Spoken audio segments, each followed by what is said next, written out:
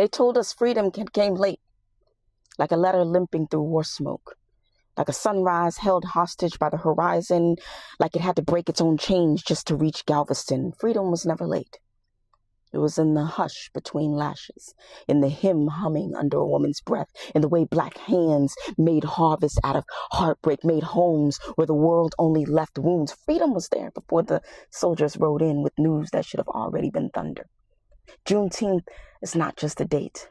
It's a delayed declaration, a holy interruption. Juneteenth is jubilee with the jawbone, joy with scar, a celebration wearing a cemetery in its chest. It is barbecue smoke rising, remembrance, a red drink poured, laughter loud enough for the ancestors to lean over heaven's rail and say, "That's my blood." And somewhere across the ocean, West Africa remembers too. Elmina Castle still keeps salt in its stones. Cape Coast still whispers names the water tried to swallow. The Atlantic, a blue-bodied witness, still moans when the moon pulls at it because it knows it was once a road made of ribs, a grave with waves, a marketplace for stolen mornings. They called it the door of no return, but look at us. We've returned as rhythm, returned as resistance, as rice, as gospel, as gold, as braided maps on children's heads, returned as blues, bending pain until pain learned how to sing, returned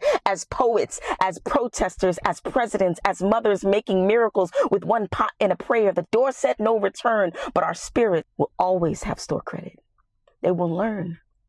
Rock bottom for us is just a construction site. Ships may carry bodies, but they cannot cargo a soul. To be free is not just unbound, but not just released, but released to ourselves. Find back into our names and still let us tell the truth. Chains do not always clink. Sometimes they whisper through red lines. Sometimes the auction block becomes a ballot box denied, a prison bed filled, a paycheck shortened, a neighborhood forgotten, a guilty verdict that was never mellow. But Black freedom has always been fire that learned to dance in the rain. Black freedom is turning steps of darkness into direction. It is West African shore standing stern as scripture. It is a rain dance season with survival. It is the dawn of our becoming, the bold, black, breathing, breaking barriers, building bridges from broken bones. Juneteenth is the sound of iron. It is the sound of people stepping out of history's hold and saying that we are not your property.